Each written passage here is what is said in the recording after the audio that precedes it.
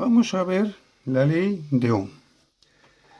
La ley de Ohm estaba formada por tres fórmulas, que era intensidad, que era igual a diferencia de potencial o tensión dividido entre resistencia. También vimos resistencia, que es igual a diferencia de potencial dividido entre intensidad, y diferencia de potencial, que es igual a resistencia multiplicado por intensidad. Bueno, estas tres fórmulas las veremos reflejadas en un circuito para ver cómo se comporta y para, como dije en su momento cuando estuvimos viendo la tensión y la intensidad en los anteriores vídeos, nos va a facilitar el análisis de cualquier circuito eléctrico que nosotros abordemos. Bueno, pues también estuvimos viendo, antes de ver estas tres fórmulas, analizar estas tres fórmulas, pues vamos a ver cada una de sus magnitudes. En anteriores vídeos ya vimos que es la diferencia de potencial, que es la intensidad, y ahora en este vídeo vamos a ver lo que es la resistencia. Bueno, estas dos magnitudes, al final de este vídeo mostraré la cabecera de dichos vídeos donde explica estas dos magnitudes.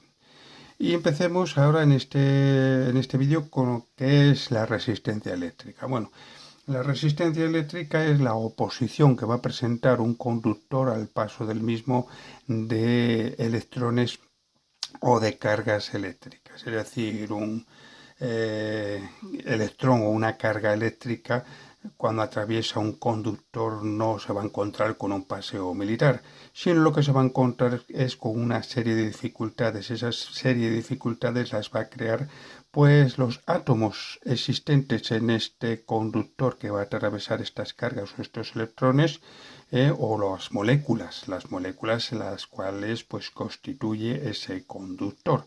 La mayor y menor concentración de átomos pues va a dificultar o va a hacer que estos electrones o estas cargas pues choquen con cada uno de estos átomos y por lo tanto produzca aquí como una especie de zigzag, una especie de slalom, que lo que hace que va a dificultar su circulación. Por ejemplo, tenemos aquí este conductor eléctrico, en el cual la concentración de los átomos en el mismo, debido pues a las características de las moléculas pues de este conductor, pues hace que estos electrones y estas cargas pues bueno pasen a través de este conductor pues con cierta dificultad, ¿no? Pero ¿qué ocurre si nosotros ponemos otro tipo de conductor? Tenemos otro tipo de conductor donde la concentración atómica es mayor debido a las características de las moléculas que forman ese conductor. ¿Qué es lo que va a ocurrir? Pues se va a encontrar se va a encontrar con un laberinto, se va a encontrar que le va a costar más debido a esa red de átomos, le va a costar más atravesar, y con lo cual, pues bueno, esto lo que hace es que se va a encontrar con mayor oposición o mayor resistencia eléctrica. Por lo tanto, este conductor pues tendrá menor resistencia óhmica que este otro conductor, que tendrá más resistencia óhmica debido pues a las características de ambos conductores, que uno tiene mayor concentración de átomos que el otro, pues debido pues a las moléculas que forman en cada conductor. Bueno, también la resistencia eléctrica que se mide como oposición al paso de la corriente eléctrica, pues su símbolo es la letra R mayúscula, la unidad es el ohmio, que es la letra omega, y se mide con un aparato denominado el ómetro, que ya le veremos posteriormente.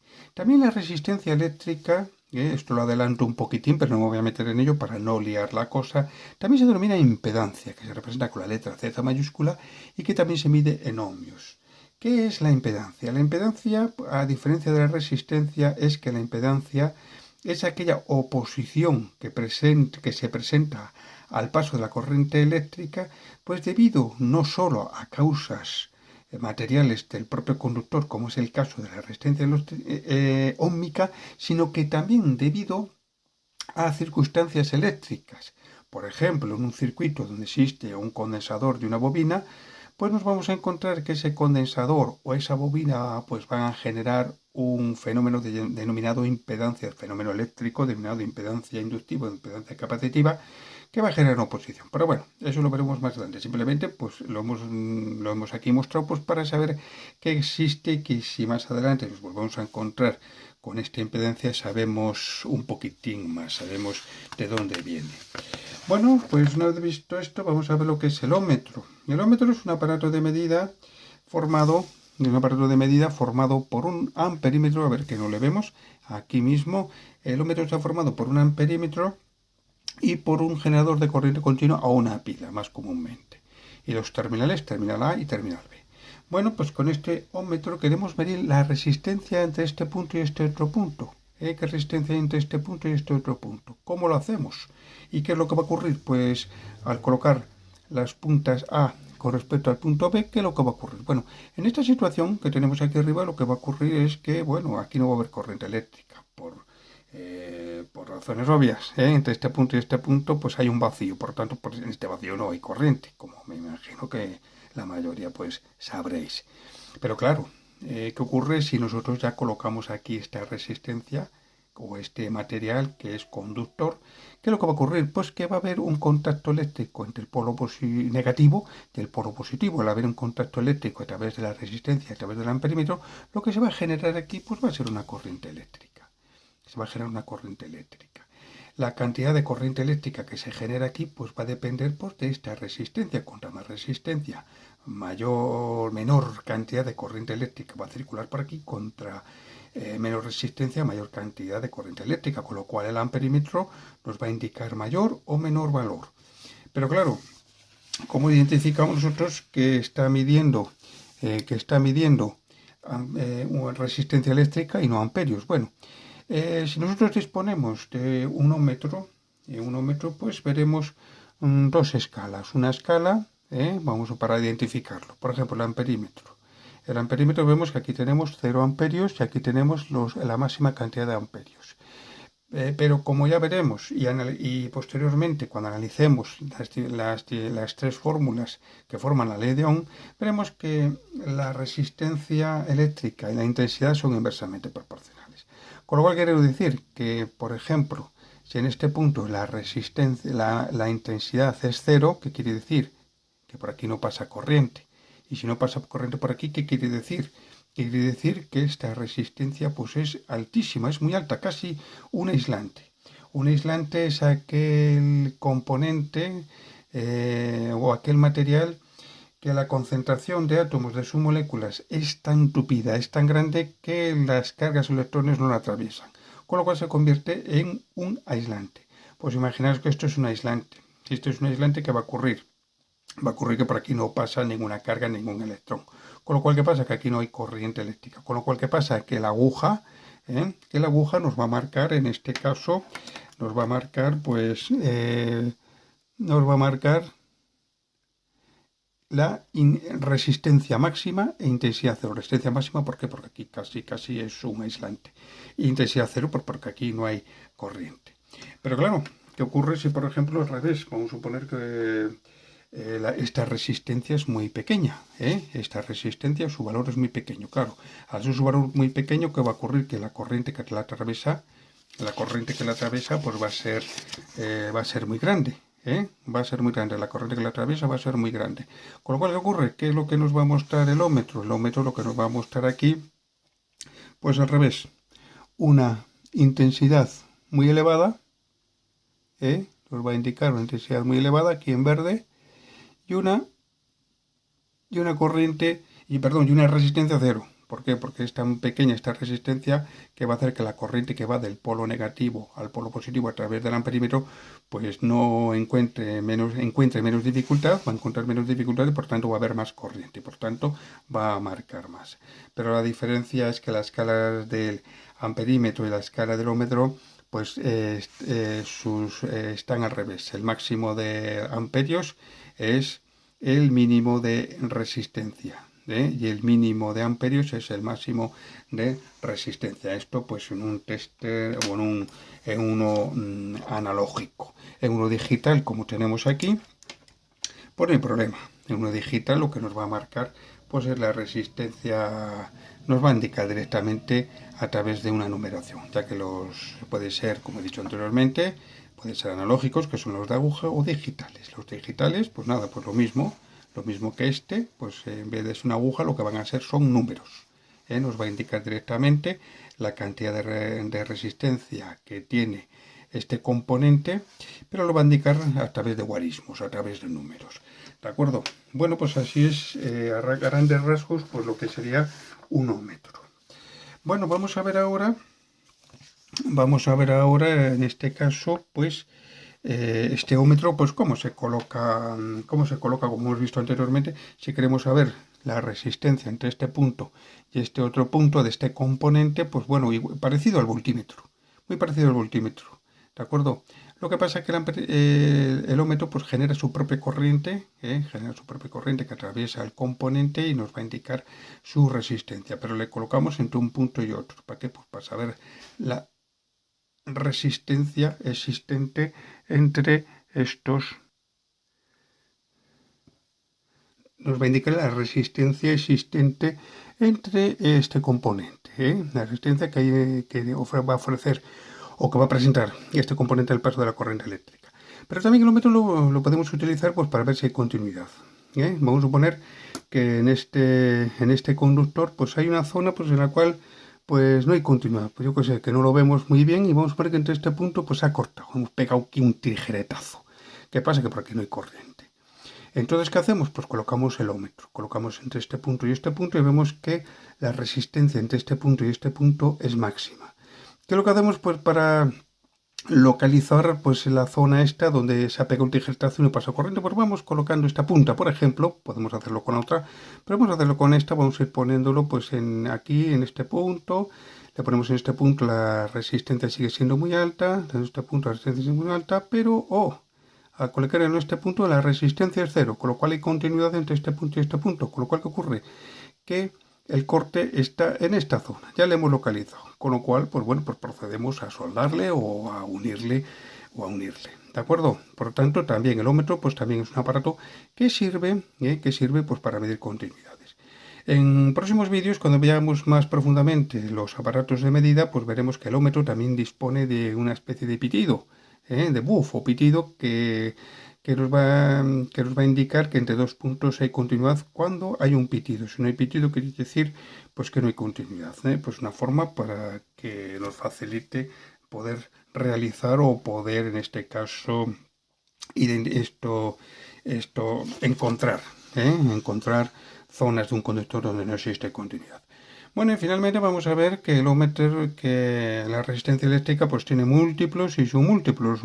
Los múltiplos son el megaohmio, que es igual a la m y la letra omega, que es 1.000.000 de ohmios, el kiloohmio, que son la letra K mayúscula y la letra omega, el ohmio propiamente dicho, como unidad. Y luego sus múltiplos, pues bueno, no tiene sus múltiplos porque ya entraríamos dentro de lo que serían los superconductores, porque serían, los múltiplos sería, pues yo que sé, 0,1 ohmios, pues sería un conductor que prácticamente no encontraría ningún tipo de resistencia. Serían los denominados superconductores, pero esto ya es otra historia, eso es otra historia. Bueno, pues eso serían los múltiplos y los múltiplos. Ahora vamos a ver otra cosa con respecto a la resistencia eléctrica y también a la conductividad de un conductor o de un circuito, y que es la temperatura y la resistencia, que están muy ligadas a la temperatura y la resistencia. Vamos a ver por qué. Bueno, tenemos este conductor en el cual es atravesado por cargas y por electrones, y como dijimos en su momento cuando estuvimos analizando lo que era la resistencia, vimos que estos átomos que forman las moléculas de este conductor pues ejercían una oposición a la corriente eléctrica, formando una especie de slalom. ¿Pero qué pasa? ¿Solamente eso? No, porque estas cargas y estos electrones van a chocar contra estos núcleos atómicos. Al chocar contra estos núcleos atómicos, ¿qué va a suceder? Pues que estos núcleos atómicos van a emitir energía. No solamente los núcleos atómicos, sino también las cargas y los electrones. Ambos van a emitir energía. Por lo tanto, esta energía es que va a ser en forma de luz y de calor. Bueno, de momentos de calor, de luces, cuando ya la cantidad de calor que generan es muy alta, como ya veremos posteriormente. Pero de momento, pues van a generar o van a emitir radiaciones en forma calorífica, que la suma de todas ellas va a dar resultado que este conductor pues adquiere una temperatura. Este tipo de temperatura que adquiere un conductor de un conductor se denomina efecto Joule. Efecto Joule. El efecto Joule es aquel que se produce en un conductor cuando es atravesado por una corriente eléctrica. Y el efecto Joule pues tiene una fórmula, que es la que vamos a ver aquí posteriormente, en la cual que es Q, que es la cantidad de calorías que se va a generar en un conductor. La cantidad de calorías que se genera en un conductor aquí es directamente proporcional. Pues es directamente proporcional a la resistencia de ese conductor, es decir, la mayor o menor concentración de átomos que tengan las moléculas de ese conductor, con lo cual va a haber mayor o menor cantidad de choques y mayor o menor generación de radiaciones en forma calorífica. Luego la intensidad al cuadrado, que es muy importante la intensidad al cuadrado. ¿Por qué? Porque, bueno, contra más cargas y electrones por segundo circulen por ese conductor, pues más choques se van a producir contra esos núcleos atómicos de las moléculas de ese conductor, con lo cual mayor cantidad de energía calorífica se va a emitir. También el tiempo, porque contra mayor dure esta situación de choque entre electrones o cargas eléctricas y átomos de las moléculas de ese conductor, contra más dure esa situación, bueno, pues mayor va a ser la cantidad de calor que se va a generar. Y luego también una constante que es 0,24. Bueno, y que bueno, aquí nos explica lo que es cada una de las partes de las cuales forman esa fórmula. Pero claro, algunos se preguntarán, y con mucha razón, vale, en este conductor, pues vamos a poner este conductor que tenemos aquí, vale, pues pasa una corriente eléctrica, y se va calentando. ¿Qué ocurre? Que el tiempo va pasando. El tiempo ya sabéis que va pasando y contra más tiempo, mayor cantidad de calorías se va a generar ese conductor. Es decir, se va a calentar, cada vez se va a calentar más y más y más y más y más y más y más, como tenemos aquí, y más hasta que corre, que ya se pone en rojo vivo. Aquí se manifiesta que no solamente genera calor, sino que también genera luz. Pero la luz solamente se manifiesta cuando la cantidad de calor es muy grande. Se pone en rojo vivo hasta que se deshace. Y claro, y alguno también, con buen criterio, pensará qué ocurre, por ejemplo, o qué debería de ocurrir si nosotros pues llevaremos a rajatabla esa ley, esa formulita. Pues ¿qué ocurriría? Pues imagino que por aquí pasa una corriente eléctrica por esta lámpara. Esta corriente eléctrica va a pasar por esta lámpara, va a pasar el tiempo, va a pasar. ¿Qué ocurre? Que la temperatura de esa lámpara va a aumentar, hasta llegar un momento en que la temperatura está tan alta que esta lámpara se nos quema. O un aparato eléctrico, llámese un televisor, un aparato de radio, un ordenador. Imaginaros que le aplicamos una corriente eléctrica, claro. Como aparato va a ser atravesado dicho aparato por dicha corriente eléctrica, en todo aparato eléctrico, pues evidentemente hay oposición, hay resistencia, hay moléculas, moléculas con sus respectivos átomos donde los electrones van a chocar y van a generar ese calor, con lo cual ese calor va a ir aumentando hasta que ese aparato se nos quema, se nos abrasa. Y claro, entonces diríamos nosotros, entonces la corriente eléctrica no la podemos utilizar absolutamente para nada porque cualquier aparato que la conectásemos se nos iba a quemar. Pero ¿por qué no ocurre esto? Alguno pensará. Bueno, pues no ocurre porque